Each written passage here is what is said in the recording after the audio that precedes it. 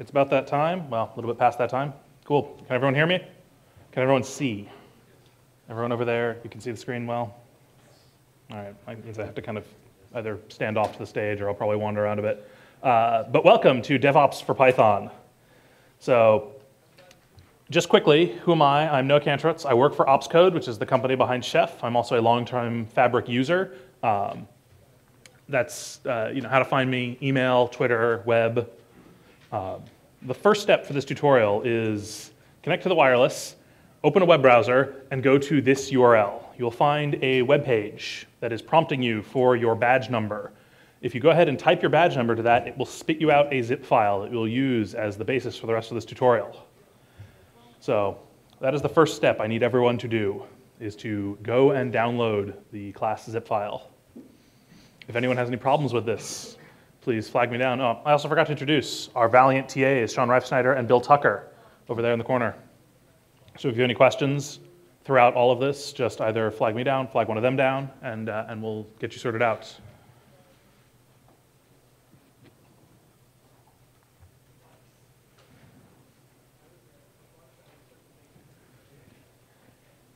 So for you just arriving, I just need you to go to this web page and put in your badge number, and it will set up a zip file for you. Should we be putting in our access key ID? Yes. Secret access key? I do not store those. They are just immediately written into a config file. If you're that paranoid, then don't do it and just edit the config file yourself. I don't want your EC2 information.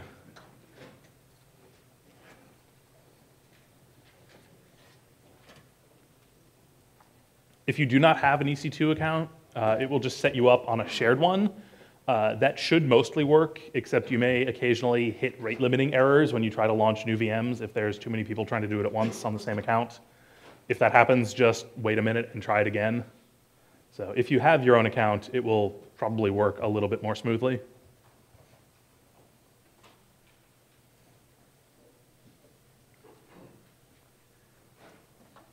So I'll just go ahead and give people a few minutes to get the zip file downloaded, and then we'll jump immediately into the first lab.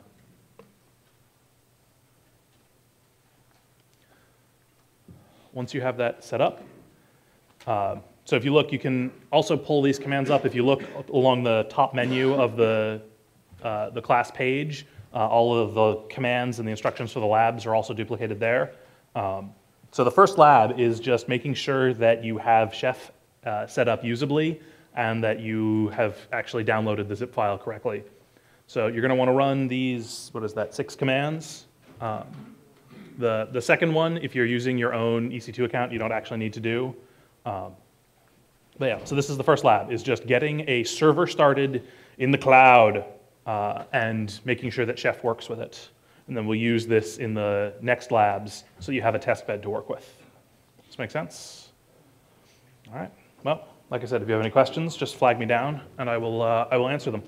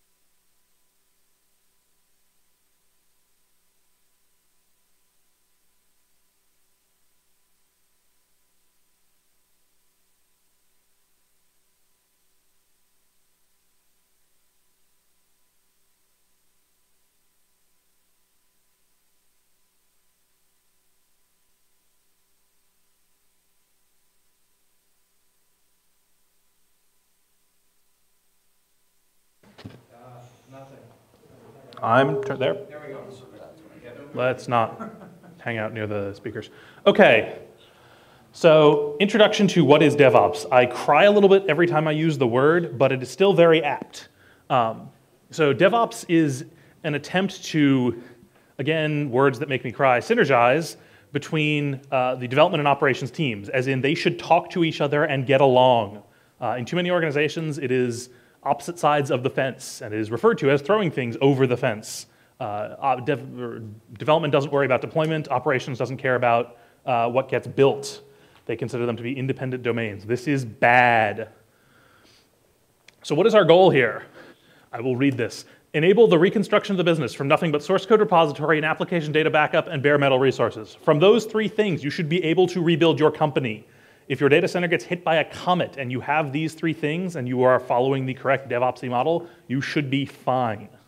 That is the idea. You want literally everything to be controlled by either a data backup or a piece of source code.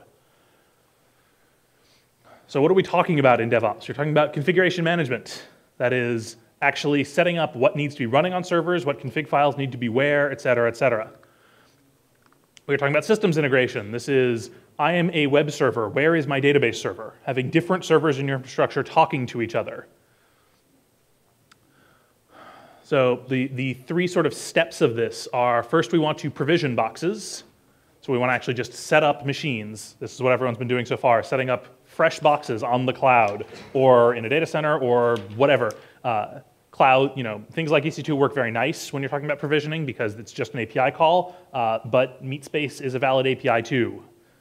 It is still an API call if it's a phone call to someone in a data center somewhere. So then we want to configure them, tell them what they are doing. So we want to create a load balancer, some app servers, and some database servers, and some monitoring servers, et cetera, et cetera. And then we want to integrate them with each other. So we want them all to know about each other, know what ports to talk to, what host names to talk to, et cetera, et cetera. The tools I'm going to be talking about are Chef and Fabric. Hopefully everyone has figured that out by now. If not, you're probably in the wrong place. The sort of really big features that matter when it comes to these tools, at least. And obviously, I'm somewhat biased. Like I said, I work for Ops Code, so obviously I like Chef. And I will just go ahead and say that I'm biased towards Fabric versus Capistrano and whatever because I know the authors and I like it a lot. But still, they are awesome. So what are the important features? So idempotence is a really, really big thing. This is the idea of if you run the same Chef config on a server twice in a row, the second run should do nothing. The idea of that the configuration should be a destination state, and whatever is executing your configuration should take into account the current state and the destination state and only take action to get to the destination. So if you install a package, it shouldn't try and install it twice, for example. Reasonability. Not in the sense of being reasonable like a person, being reasonable in that you have a mental model and you can think about them. So for instance, Fabric has a fairly simple mental model. It is an SSH client running in a loop. You understand that. This is very important. When you have a large team and a large infrastructure, you need everyone to be able to keep the mental model of what is going on in your infrastructure in their head, or it will all fall apart. Sane defaults. This is a major maxim of the Python community, so I'm preaching to the choir here. The defaults for things should be what you expect them to be. So for instance, if you want to install a package on, say, Ubuntu, it should obviously use apt. You should not have to specify that. That is just the way it works. Coordination.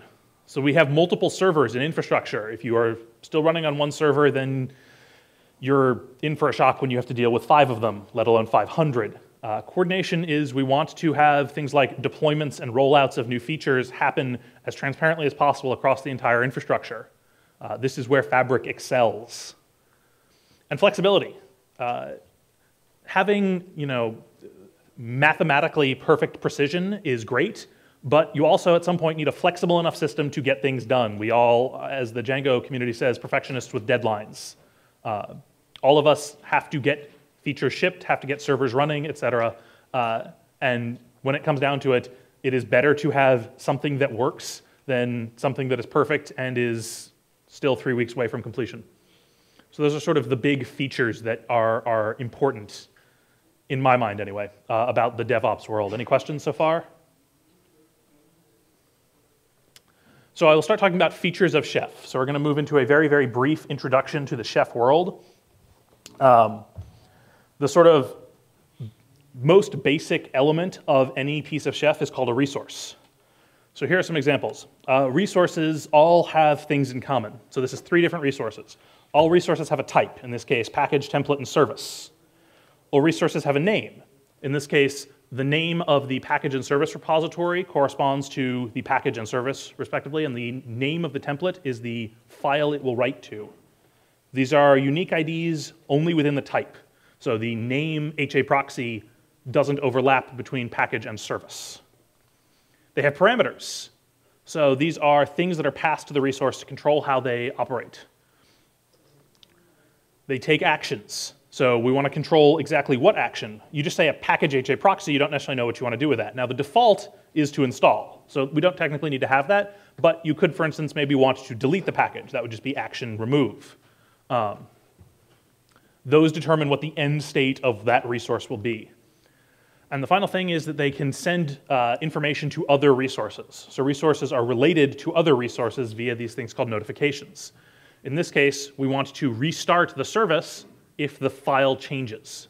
So notifications are triggered in general when the resource changes. Exactly what that means changes for each type of resource. So for a package, it is considered to be changed if the version changes or if it is installed or uninstalled. For a template, it is changed when the content changes. Make sense? Question? Just for context, though, is the package, the template, and the service are all individual resources? Correct. Yes, these are 3 separate resources that are all working together to get HAProxy running. Any other questions so far? Resources? So next, resources take action through providers. Providers are the back end of the resource. Resources are just sort of the DSL front end. Providers are actually where all of the logic is implemented. So when you write package HAProxy in a Chef recipe, what you're actually going to get is variant on the system. Like I said, on Ubuntu, it'll figure out that you meant apt-get install HAProxy. But on a CentOS, you'll get yum install HAProxy. This is implemented through different providers on the same resource. Questions? Recipes are collections of resources. Ha ha ha, it's Chef, they're called recipes. Isn't it funny? That is all a recipe is, though, is just a collection of resources in a file. They are executed top to bottom, just like a normal script. It is actual code. There's no magic to it. It is using a Ruby DSL. This is the part where you will need to know at least some Ruby, but not much. It is really a DSL. It is mostly declarative. What I showed you in that earlier slide really was Ruby code, but it doesn't look very much like it. We don't need to learn all of the crazy nonsense. And here's just some more examples of resources, just so you can see, really, really, I mean it, you don't need to learn much Ruby, just a little bit. Any questions on recipes? Yes. That is in the Python cookbook, but yes, that is something we provide. Just updated. So on to the next term, jargon and whatever. Jargon magic. Cookbooks are collections of recipes. So while a recipe is a collection of resources, cookbooks are collections of recipes. That sort of covers everything that goes in on the configuration side. Next jargon is on the runtime side. So a node. A node is just the Chef term for a server. There are some things that are nodes that are not servers, things like a switch or a router. Those are managed nodes is the current term. But in general, a node is just any server. Term attributes. Attributes are attached to nodes, but it's basically just a free-form JSON blob. So you can have information tied to nodes that is mostly unstructured. Attributes are built up out of multiple levels. So you can have a default value for an attribute, a normal value, and an override value. And obviously, they're layered in this order. They are deep merged, obviously, but it is worth noting that if you have arrays instead of dictionaries, that the arrays are not deep merged, because obviously there's no way to understand ordering automatically. So only dictionaries are recursively merged in any automated way. Questions so far on nodes or attributes? Run lists are attached to nodes as well. It is a set of recipes or roles, which we'll get to in a moment, which the node will run. It's basically which scripts are going to go into the configuration of this server. Clear enough? On to roles, as I mentioned. A role, so whereas run lists on nodes contain recipes and roles, roles are basically just a level of abstraction. So a role itself contains other recipes and roles. It's just a recursive level. In general, this means that you use roles for things like I'm a database server, or I am in the pre-production environment, or I am something that needs to be monitored. Those would be a role, and those contain the recipes that go into that, the scripts that will make up being a web server. So the Apache recipe and the MySQL recipe and the Django recipe, for example, would be in role web server. And then you can assign that role to 10 different nodes, and they will all become web servers. It's just a little bit of don't repeat yourself. Questions? So cookbooks are collections of recipes that are grouped at a thematic level. Roles are usually a little broader. So you'll, for instance, have a cookbook which is Apache 2, a cookbook which is Postgres, or a cookbook which is Django, and then you'll have the role web server which pulls in all three of those. There is definitely some overlap in there, and that's on purpose. Chef tries to be as non-opinionated as possible. If you choose not to use roles, you can actually accomplish the whole thing using special magic cookbooks. Any other questions? So that basically covers all of the jargon of Chef that you'll need to worry about, at least for the context of this class. So moving on, we're going to talk about at least a few of the basic resources. So these are the actual low-level building blocks, the equivalent of syscalls or built-in functions that you will use to actually configure things. How are we doing on time to the break, by the way? Do you know when that is? I assume it's at 2:40. Anyway, so, We don't have it marked to get specific time. okay. Well, there's refreshments, so I don't want people to miss it. All right, so the first and most obviously used one is the package resource. This installs a package, pretty simple. But most of the time, this is what you will be doing. You just want to make sure that you get packages on the system and of the right version. So the options available are all listed here. The only one that you will use frequently is version. Options and source are mostly used when you're installing things like debs and RPMs that are not published to a public server. So if that is part of your build process, you spit out a deb with your own application, you can use Chef to install those. But generally, you'll just be installing normal stuff off of the public servers, and you don't need to worry about that. Any questions on the package resource? And as I mentioned, the name is what turns into the name of the package. The template resource, this will be the second most used one. So this is about the most annoying piece as far as Ruby learning goes, because template files do use eRuby as the templating language, which I'm not really going to cover, mostly because there are wiki pages that go over it very, very well, and because you don't need to know very much about it. But it is the Rails templating language, and therefore is, as you might imagine, annoying. So anyway, the usual way you will use this is if you have a config file for something, it will become a template. So the idea is to have all of the actual configuration stored in attributes. So for instance, how much memory to allocate to a process, or how many workers to spawn, all of those sort of tweakables, you stick those in node attributes so that they can be exposed via an API, they can be manipulated easily, and then you write those into a template file to hand them to your application. So this is what facilitates that. The options for it, pretty simple, owner, group, and mode, just control file ACLs. And the variables are how you pass in information. Format of that, pretty clear. Yes? Yeah, the source, where does it look for the ERB? We will get to that in a moment when I go over the structure of cookbooks.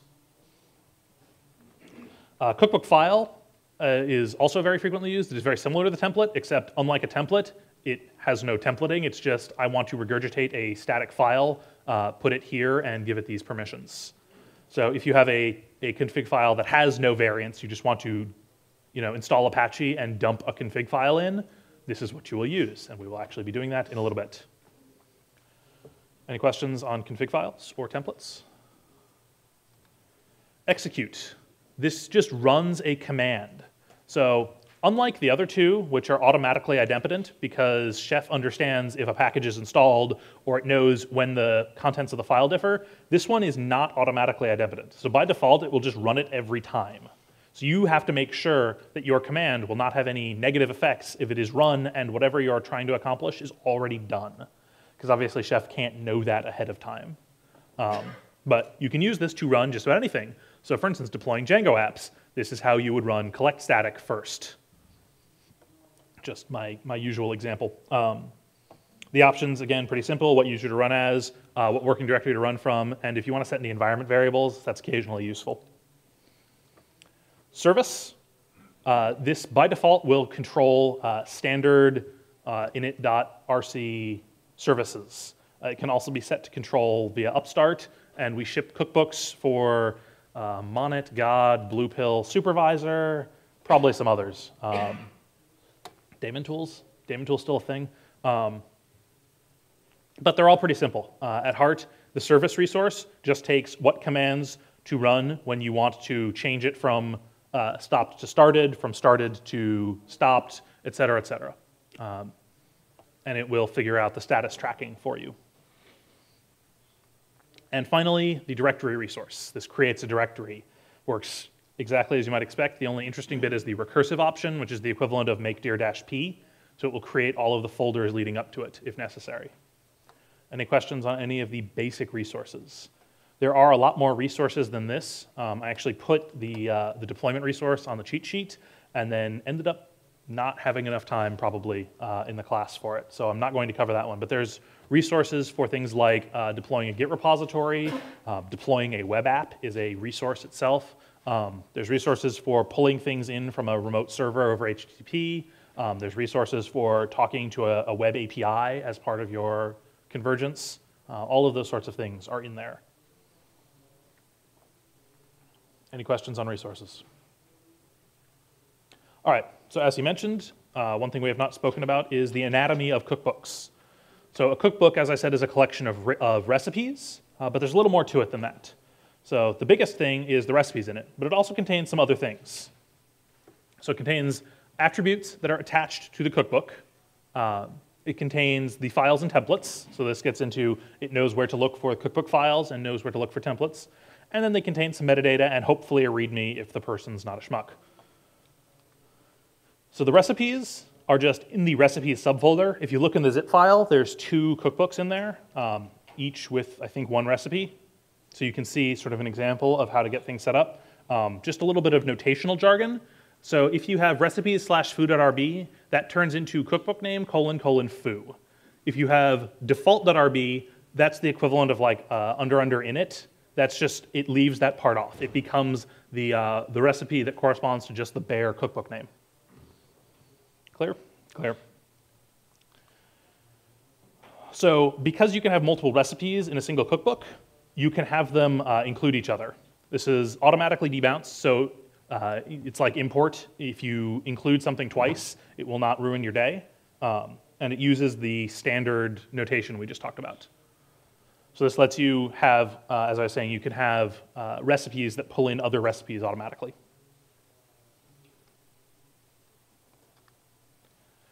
Cookbook attributes. So again, you can also use include attributes the same way you use include recipe to import other cookbooks attributes if you want to pull them in to process them ahead of time. But this is the format then for how to set defaults. So if you're going to use attributes in your recipes, you can set default values for them, which is usually a good thing to do. Again, same defaults, et cetera. You really want to have default values that will make sense for most people, or at least most of your servers. Does that make any sense? So the format is very simple, just default, the name, and then as many sub keys as you want to put, and then the value. Values can be strings, they can be numbers, whatever you need. They can be arrays of things, but beware the dangers of not being able to deep merge those. So if you want to override something that is an array, you have to override the entire array later. Clear enough? Pretty simple syntax. We'll get into playing with this in a moment. So the way files work, this is what he was asking of how it knows where to look for things. This is a little bit strange. So there is a files and a templates subdirectory, and inside that there is a single subdirectory called default. That is there for very silly historical reasons, but just know that when you say foo.erb as the template, that will look for templates/default/foo.erb. Clear enough on how things are looked up? You can have subfolders within there, so if you put source or cookbook file source foo/bar.ini, that will turn into looking for files/default/foo/bar.ini. Fairly simple. And that's basically it. That is a very rapid crash course in Chef. Any other questions on the basics of Chef before we jump into the second lab, where you will be writing your first cookbook? Or possibly not first if you've done this before. Yes? So the file resolution, it looks in the cookbook, but Yes. I know cookbooks are shared within Chef among other Mhm. places. So if you have something that you have, like a site override, is that attached? So it automatically looks in the cookbook where the resource was defined. So if your resource is defined in the Apache 2 cookbook, it looks for the file in the Apache 2 cookbook. Okay, so it just requires you to have good parameters that you can override. I'm sorry, I guess I'm not sure what you're asking. If you wanted to put site-specific configurations into a config file, for example, Mhm. it would require the cookbook writer to have a tweakable in there that you can override. Yep, that would be usually the way to do it. That's why you put things into attributes, is so that if you have variants, because roles can also declare attributes, and you can assign them directly to node. You can assign attributes either at the node or the role level. So you can customize, say you have one server that has twice as much RAM as anyone else. You could set a node attribute on there to run twice as many Apache workers or whatever it is. Those kinds of customizations, and because it's all done through templates, you don't have to change the config file itself. All right. Well, hopefully by now most people have gotten a server up on EC2 or have someone they can work with. So we'll jump into lab 2. So the idea is to write a cookbook. The reason I keep harping on Apache is because I hope that that is something that most people have worked with. So we're going to write a very, very basic cookbook for Apache. All you want it to do is to install the Apache 2 package onto your server, dump a config file. It can even just be a static cookbook file, and then make sure the service is started. And if you want to get really fancy, when the config file changes, restart the service. Does that make sense? People think they know the right resources to use for these.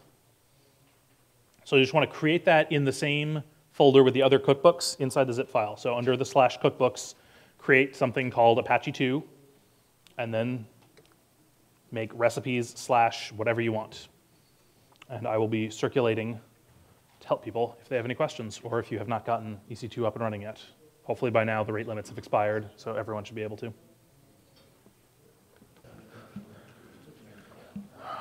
All right, so we are back from the break. So we are going to move into part 2.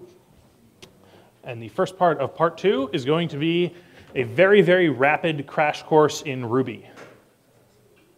Everyone back on laptops and whatnot? All right. So introduction to Ruby.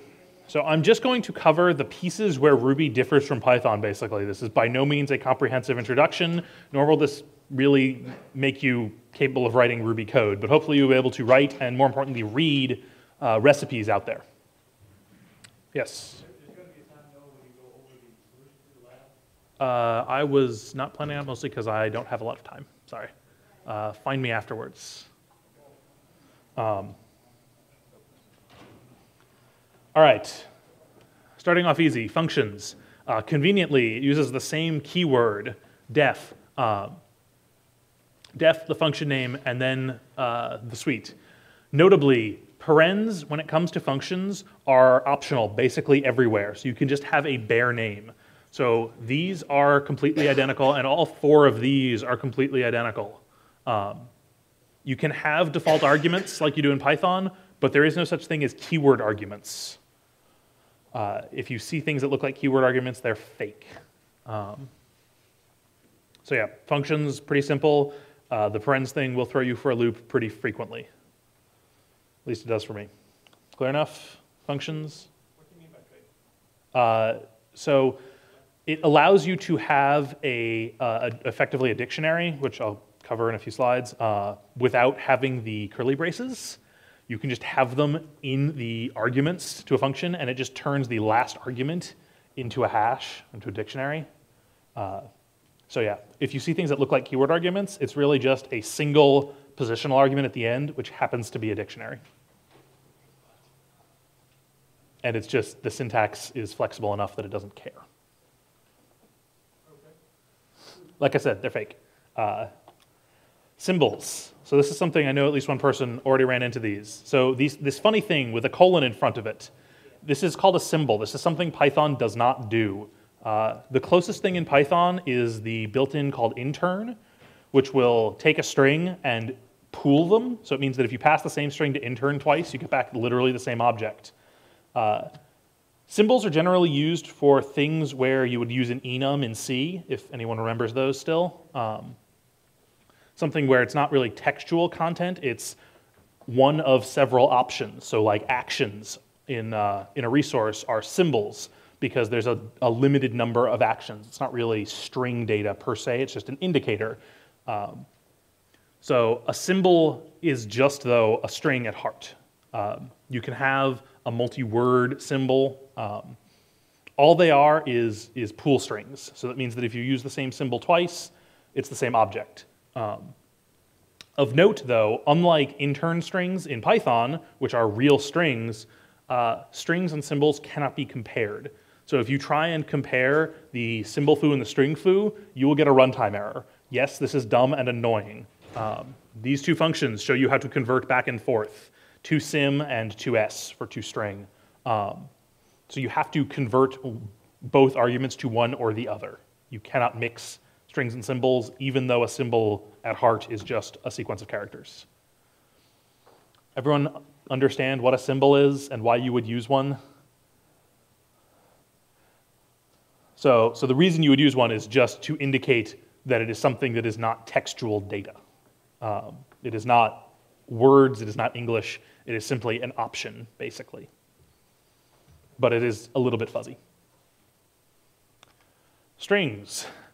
Strings are mostly the same. The biggest difference is the way string interpolation works. So that is a hash and curly braces. And the thing inside that is any arbitrary Ruby expression which will then be converted into a string. It literally can be anything. Of note, though, this only happens inside double quotes. So it's like Perl or PHP, where single quotes mean really, really literal. Only double quotes process interpolation, only double quotes process / escapes.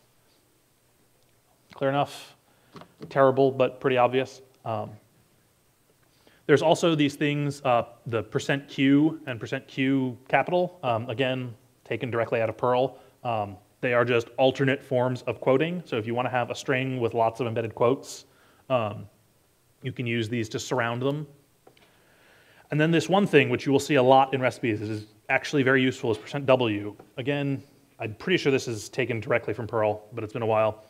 It is a space-separated, so inside the curly braces for the %w, it is a space-separated list of strings. This is converted to an array of strings. So it is just shorthand for if you have a whole bunch of single-word strings that you want to make into an array, you can use %w.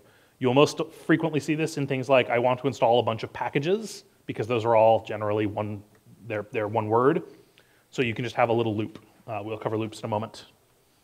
Yes? Sorry, just for us who don't have Perl background, the fourth bullet point, what's the difference between lower Q and upper Q? I guess that's maybe not clear enough to see. Lower Q is single quote, upper Q is double quote.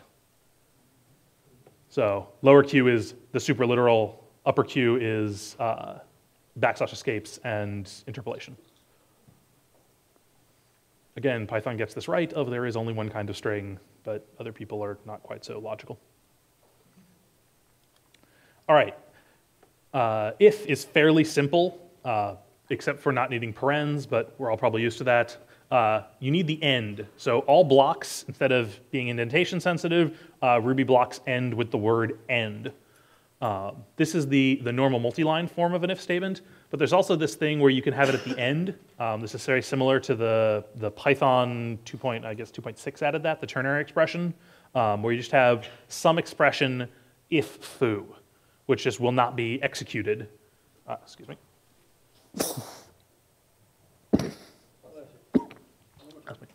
So yeah, it's just an inline form. Is it clear enough, the inline form? It's fairly handy. Also this weird thing, most block level constructs in Ruby can be used as expressions. So you will see x equals if something, something, something, else something, something, something. So that is saying the equivalent of if foo x equals blah, else x equals blah. You can just use the entire if has a return value. Clear enough? And briefly, there's also this thing called unless, which is the exact same as if not. But it's not the same because you can have unless. All right, so that's conditionals. Anywhere you can use if, you can use unless. They are just logical opposites. So blocks. This is where the more confusing bits start. There are two, so there's this thing in Ruby called a block, which is similar to a lambda. It's just code encapsulated in an object. There are two completely different syntaxes for working with blocks. One is a superset of the other, but they are totally unrelated, and you can use either one. I cannot recommend one over the other because apparently they're used in different situations according to convention, which I don't know very well. So the first syntax is yield and block given. So when you define, so this is the function definition. If block given is, was this function given a block? And yield means send this to the block. It is not like a Python iterator, even though it's the same keyword, but it can be used similarly. This is how you would use a block. So this thing, the do to the end, is the block. Blocks can have arguments. They go between pipes, and they are comma separated just like a function. And then this is the code inside the block. In this case, we just want to print it. So this whole thing here will just print 6. Everyone see how that works? So x is 5. We were given a block because we gave one. We will then send the block x plus 1, which is 6, so n becomes 6. So you see how yield sends to the block. Yes? If you call yield twice, you will run the block twice. Yes? Does the block get run at the yield or at the Yes, at the yield. The yield means yield to the block. So Python, yield means go out. In Ruby, yield means go in. You want to go down a level instead of up a level. So they can be used similarly. We will cover for loops in a moment, and you'll see how you use blocks for for loops. So that's one style. This is the other style, and this is I think this is more modern as far as I can tell, but my Ruby code archaeology failed, and I couldn't tell when these were added. I think this is considered the more modern because it is a more flexible syntax of you give and block in the function arguments, and that becomes the actual block object. So then you have a fancy little code object. It's the equivalent of a function object in Python. And then you can use the call method on the block to run it, or it will be set to none or nil or false if a block wasn't passed. Is this syntax clear? People understand how this and this are the same thing? Fairly obvious? Just two completely different ways to do the exact same thing. And this is another way to specify a block. So we saw the do end version, which is much more common. This is, again, I can't find a name. I generally refer to it as an inline block because you usually see this used for single line versions of you can use curly braces. You still give arguments the same way. You still have code the same way. But it is slightly easier to write if you're going to chain things, which we'll see in a minute. Other than that, exactly the same after the compiler runs, but just know what this means. Any questions on blocks? If you have no questions on blocks, you all are either giant, magnificent space brains or something else. Yes?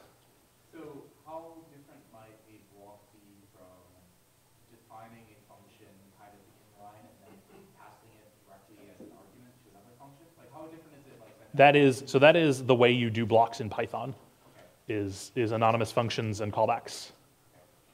They are basically just syntax for callback functions. Yes. In that second example, if the block were to run twice, would the 2_s apply to each instance? Okay, so here's the thing. So the 2s, so this is a function call from the f to the that. The 2s is running on the output of the function. So block.call has a return value. So this is, you're very right, I should have mentioned this. In any context, block or otherwise in Ruby, there is an implicit return of the last value. So whereas Python, if you hit the end of a function and there's no return, you get an implicit return none. In Ruby, whatever the last thing that executed is the return value of the block. So both yield and block.call return whatever it is that the block execution returns, which in this case will be the return of print, which is nothing, luckily. But in this case, the block is returning n plus 10 because it's the last value, so it becomes the implicit return. There is also an explicit return which you can use if you want to abort earlier. I think I have that in here later. So yes, so this would return something, but the return value of f, assuming you just called block.call twice, would be the second version, the second call, because that would be just the last value in the function, the last execution result in the function. Make sense? So the 2s there is actually running on the return value of f. You mentioned, I'm sorry to take you back, but you mentioned in the previous, go back one more, that if you had called yield, put another yield there, you called block again. Yes. So what would 2s operate on in that case? Again, it would be the second yield, because that would be, yield has a return value. Yield is just a function, actually. It's not completely magical. It's only slightly magical. But same way, Python yield has a return value. So it is whatever the last thing in the function is, and if there were two yields, it would be the second yield. Good question? On the next slide? No, the one after that, yeah. If you didn't have the dot 2_s, you're saying that it would be an integer that would be returned? Or? Yes. Okay. It would be the integer 12. Mm-hmm. Okay, so these are both pretty much the same. Yes, well, so this will print 6, and this will return 12.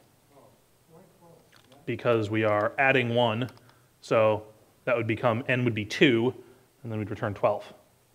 Because the return of the block is 12.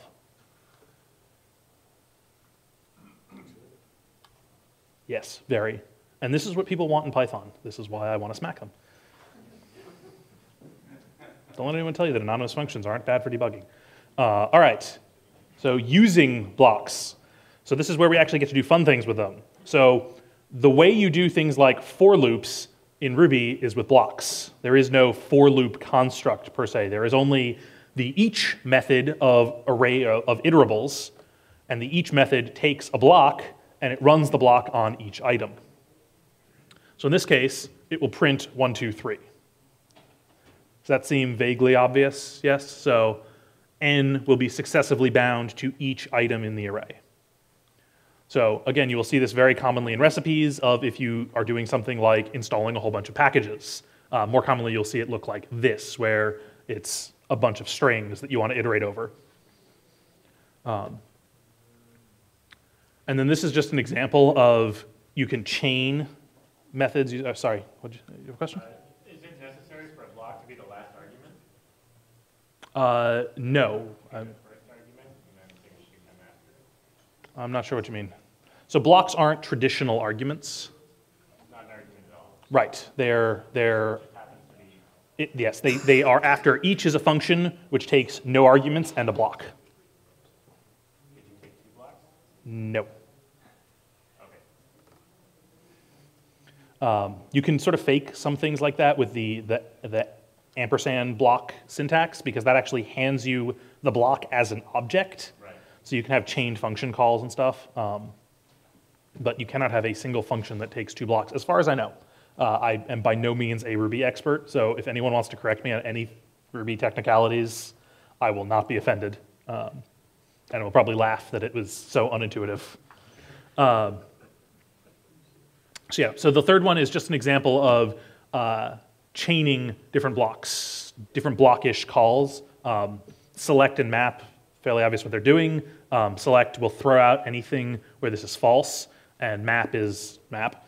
But the exact details of the operation aren't important. It's just that you can have multiple blocks on different function calls in the same chain sequence, and they just follow each other. Any questions, mostly on the for loops, because that's the important part?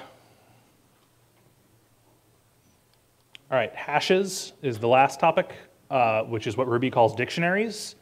They are fairly similar. The keys can be anything. I'm using symbols here just out of simplicity, but they do not have to be. They can be normal strings. And you use the little arrow rocket instead of a colon. But they are comma separated, and they do use curly braces. Obviously, this is fairly simple. Note that strings and symbols are different. And most importantly, this last one, when you request an object or a key that does not exist in a Ruby hash, there is no exception. It just gives you back nil, which is the equivalent of none. If you want to check if it is there, you have to use the function includeha. So something that you may have noticed is that both blocks and hashes use the same curly braces for syntax. This can be a problem sometimes. So remember I said that parens are optional on functions, and that blocks are not normal arguments. They just come afterwards. If you leave the parens off, but your first argument is a hash, you will get a syntax error because it will try to interpret it as a block. People see where this is coming from? Because that is the syntax. I'm sorry, I'm reading your bullet. I just wanted to make sure I understand correctly. You're interleaving output as well as input in this? So like X symbol A equals 1. I guess I'm just saying that is true. That's true. And then Yes. the other one is the actual assignment of C. Yes. And then you're Saying what C is actual. So showing that C, the string, will be nil because I set it as a symbol. Okay. And if I you, wasn't sure if you were, or what the actual assignment of. sorry, yes.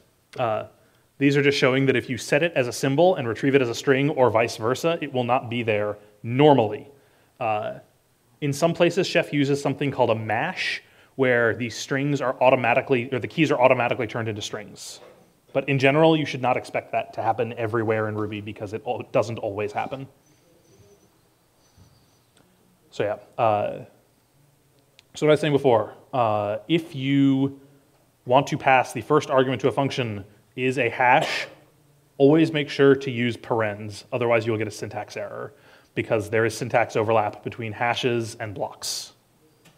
That is one of the single biggest gotchas because it produces absolutely incomprehensible debugging output. And that is my crash course to Ruby. That is literally all you need to know to read 99% of the Chef recipes out there.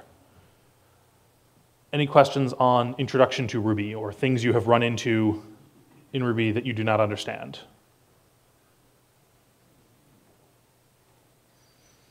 All right, I will then move into Fabric, so we can stop talking about Ruby. So Fabric, how many people here have worked with Fabric? Probably more than have worked with Chef. All right, that is good. That means I can hopefully not have to talk too much more. So for those that have not worked with it, Fabric is a programmatic SSH client. So there's a way of defining tasks like you would in a Makefile or something similar, except that you can have them run on remote servers very easily. So here is an example. Fabric keeps things in what is called a fab file. It's usually just fabfile.py. It's the equivalent of a Makefile or a rake file, except that it's conveniently all in Python. You can see you have tasks, you say what roles to run them on, and then you have the actual tasks themselves, which we'll go into in a moment.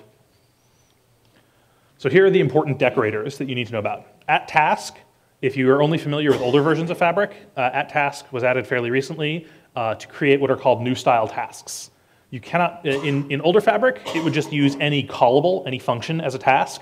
This made for problems with things like namespacing and accidentally having random functions in OS and sys detected as as tasks. So now you should really declare them all explicitly and just put the task decorator on them if they are a task. There's other options you can look up which get into things with namespacing, but the basics is just put @task before all tasks. Next is the hosts decorator, which just says what hosts to run it on. So you can give it a set of host names or a set of IPs, and it says that this task corresponds to these hosts. But really, you shouldn't be using the host decorator because we exist in a very fluid world and servers will fail. So what you want to be doing is using roles. Roles means that you can identify things much more symbolically. So you say, I want this to run on all web servers or all database servers instead. So that is the roles decorator instead of the hosts decorator. We'll cover roles in more detail in a moment. And finally, the parallel decorator, which is very recent and is absolutely wonderful. It means that you can mark a task as safe to run multiple copies of in parallel. So instead of running so let's say the task is going to run on 5 different hosts. Without the parallel decorator, it will run on one, wait till it completes, then run on the next, wait till it completes, run on the next, wait until it completes. If you mark it with a parallel decorator, it will just run all 5 in parallel and wait until all 5 have completed. Clear enough? Any questions on marking tasks using roles or parallelizing tasks? Yes? On the previous slide, I noticed that one of the things you should do with deploy language, you run chef client sudo. Yes. Is that something that we're expected to do? I would expect chef client to always be running and not be part of deployment. Let's talk about that at the end. There are many reasons to not run Chef Client in the background, mostly because you don't want to wait for it. But we can talk about that at the end, because that's not really Fabric related specifically. Anyway, decorators. So the 3 execution functions you need to know. So run is the most basic. It just runs the command string you give on whatever server is currently relevant. So if you are running on 5 different remote hosts, it will run the given command on all 5 of the hosts, either in serial or in parallel, depending on if you've used the parallel decorator or not. There's also sudo, which is very similar to run, except it runs under sudo, so you don't have to deal with shell escaping and whatnot to get things set up with sudo. And then there's local, which is sort of the opposite. That just means run the command on the machine that Fabric is executing from. This is mostly useful if you want to do things like push to Git or bundle local attributes or run a compile step. Or if you want to use Fabric for things that are not at all deployment related, like running your unit tests. You can also just use it as a slightly nicer replacement for make, where you want to set up local stuff. Clear enough on these 3? There are a lot more functions if you want to look at the Fabric documentation, but these are the basic 3 you'll use on a regular basis. Error handling. By default, Fabric will halt if any of those, so any command run with any of those 3 functions, if it does not return successfully, so it returns any non-zero exit code, it will halt your Fabric run. That's not always what you want. Sometimes you expect a failure or you're running something that may or may not succeed and you don't care, whatever it is. In this case, you can use a scoped settings override. So there is a global settings called warn only, but you don't usually want to set that globally for obvious reasons. Of most tasks, if your rsync fails, you do not want to keep trying to run your deployment. But if you want to set it in a specific scope, you can use it as a context manager with. You can also override any other settings, but that's probably the most useful. So anything run inside the context manager, if it fails, it will not abort the run. Clear enough? All right, all 3 of those functions return something that looks like a string. It is actually a subclass of string. The string content itself is the text output of the function generally, except for local. Local, you can either have it echo to the console or capture the output due to Unix being dumb. But for run and sudo, which is generally when you care about it, you get the full text output of the call. But it also has these 2 extra attributes. One is failed, which is just a quick check for return code does not equal 0, and return code, which is the actual numeric program return code. These are very, very useful when combined with warn only equals true if you have failures that might be bad, but might not be. Clear enough? Any questions so far on execution? So roles. Roles are a fairly global thing within Fabric. So there's this thing called m.roledefs, which is a dictionary which contains a mapping from role name to all of your host names. Now, if you are very, very boring, you could just keep a list of all of these statically. But if you are using Chef, and therefore awesome, Chef has a thing called a role, right? And we have a Chef server. And Chef server understands what nodes are part of what roles. So if you pip install PyChef, there is this thing in PyChef which is a Fabric integration layer, which will let you use your Chef roles within a fab file. This is exceedingly useful and is how you should probably do it. If not using Chef, you should have some other single point of truth database, because it is very unlikely you will remember to edit your fab file every time there is a server change. Clear enough on roles? Does everyone understand why you don't want to just keep your roles or your host names in the file? Because servers fail and host names change? Yes? Okay. And the last piece of our rapid crash course is subtask execution, which means having tasks which dispatch to other tasks. So in this case, we have a deploy task that actually has to run 3 different things underneath it. So it is running a task object. So downtime on is not a string, it's the actual function that represents the task. And ditto deploy web and ditto downtime off. It will run them exactly as if they were specified on the command line. So if they themselves have roles attached to them, it will correctly run on those machines. So this is a very, very common pattern for a deployment fab file. You'll have a single deploy task, which runs the deploy DB, which will run only on the DB machines, and runs the deploy web, which will run only on the web machines. Yes? So I'm assuming that instead of doing like local manage prepare or whatever, that we could actually do that in a chef recipe as well? Or You could. It depends on what that's actually doing. I just used that as an example. I'm wondering where chef stops and fabric begins, type of thing. Yes, so I will cover that in a moment once I'm done talking about how to use Fabric. Any other questions on how to use Fabric, syntax, functions that are available? Yes? You might come to it, if I want to run something like on not all web servers, not all web things, Mm-hmm. would I create a new role for and just assign one web server to this role, or how would I manage that? Like I say, one web server needs to take care of this, but they don't all need to run it. It'll be a waste of their time otherwise. Yes, you would usually have a role of something like, let's say, making thumbnails or something. You'd have like a role called thumbnail master or thumbnailer. Yeah. One of the things you always need to be aware of when working with large numbers of servers is that unique snowflakes are the enemy, because if that server fails, do you really want to go write an automated master election thing which will fail over to another, et cetera, et cetera? You really probably don't want to write that. So the fewer of those you can have, the better. But yes, you'd usually just have a role that contains one machine.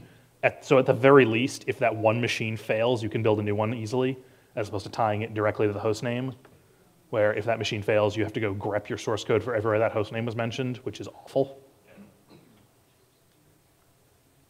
Yes? So with the parallel decorator, at what level does it fan out and join? Does it operate, like, if you have 2 run statements within a task, does each run statement fan out and join, and then the next run statement fans out and joins? It is at the level of the entire task, Okay. as far as I know. I might be wrong on that. I've never checked. I think it's a level of task. Any other questions on using Fabric? Again, this is a very, very basic introduction, similarly to as I did with Chef. There's a lot more cool stuff you can do with Fabric, but this is everything you need to deploy your basic web app. Okay, so the question he asked, which is, how do these 2 tools, which are almost diametrically opposed, Ruby versus Python, idempotent versus procedural, so on and so forth, they're very, very opposing tools. Why would you use them together? So they are 2 different functions of DevOps. So one is the configuration management side, which Chef excels at because you really want configuration management to be as declarative as possible. You want it to be idempotent, etc. Chef is very good at that. Chef is very bad at procedural tasks, though. Anything where there is a step 1, a step 2, and a step 3. Chef doesn't understand those because in an idempotent system, that doesn't make any sense. All steps should basically be interchangeable unless you have explicit dependencies between them, but even then, it doesn't really understand steps. It only understands the state I am in and the state I need to be in. Fabric is the yin to that yang. All it really understands is what am I doing now and what is the next step. So Fabric is very, very good at orchestrating. So as opposed to configuration management, the next piece of it is orchestration, where you want to have multiple machines executing things in the right order. So you could, we even ship with Knife, there's a thing called Knife SSH, which is just SSH in a for loop, which is the most basic of all possible orchestration tools. But this is generally not what you want. Because if you've got, say, you have to run pull things out of the load balancer, upgrade them, run a database migration, put them back in the load balancer. That is not something that Chef can do or that SSH in a for loop can do. You actually want to run those steps, wait for them to complete, and then run the next step. And that is where you want to use Fabric. So yes, you would generally have sudo chef client in your fab file because you want to make sure that the chef client runs happen in the right order. So the way we do it, at my company anyway, is we will have chef running in polling in the background for general uninteresting changes, running package updates for security fixes or deploying new users, cleaning out temp files or changing our log rotation timers, stuff like that, where the exact order those run in across the infrastructure doesn't matter at all. And as long as it gets picked up within the same 15-minute window across the infrastructure, Chef can handle that on its own. We don't need to orchestrate between systems for that. But when we go to do deploy, we globally disable all of the background Chef clients, and then we use, we don't actually use Fabric. I use Fabric. The rest of the people don't like Python, and they use other things and are wrong. But I use Fabric. And we'll make sure that everything is running in the right order and that all of the necessary steps complete before you move on to the next step. And so that is where you want to run Chef client from Fabric. Clear enough? Any other questions on why you dare use these together? Would you consider M-collective one of those wrong things, or are you talking about something else? M-collective isn't necessarily wrong. It's closer to right. Most of my coworkers have written some really gnarly hacks around Knife SSH. We have this thing called Knife deploy, which is unfortunate. It kind of works, but it's mostly SSH in a for loop, which the time of that is past. It is time for something a little better. And I will briefly mention, just while I'm on a podium and I get to rant and you get to listen to me, there is a third piece of DevOps that I have not mentioned because it is not currently in existence, really. So we have configuration management, we have orchestration, but provisioning is the third leg of this, which is starting the servers, keeping them running, making sure we have the right number of the right servers running. Knife EC2 is a provisioning tool, so that is what you use to start a server and get it running. But Knife EC2 is a command line tool, it's not a service. It doesn't care if the server goes down or if it doesn't boot correctly. As many of you noticed, it will happily sit there forever. It doesn't understand that you actually need to have 5 servers running of this type and 10 servers of this type, and so on. As far as I know, there is not really a very good open source tool. There's Amazon autoscaling groups and RightScale and a few others which are highly proprietary, but provisioning is not something there's an open source project for. Someone should fix that. Sort of. Scalar is another example of a proprietary one. Where do you feel like Juju falls into that? Juju's config management. Just config. Yeah, it handles configuration of systems. It doesn't understand the links between systems. It doesn't understand starting and stopping systems. Sure about that? No, that's the cobbler part of that. Yeah. Kantrowitz was trying to sell it as 3 separate things. Yes. Juju, the orchestration, and then cobbler. That's what Yes. There is a provisioning component that fits in with Juju, but Juju is. Cobbler Web is very, very nascent. Yes? Does Fabric have a built-in failure recovery story? Like we use Chef and we were using Fabric and then we switched to Capistrano in order to get these sort of symlink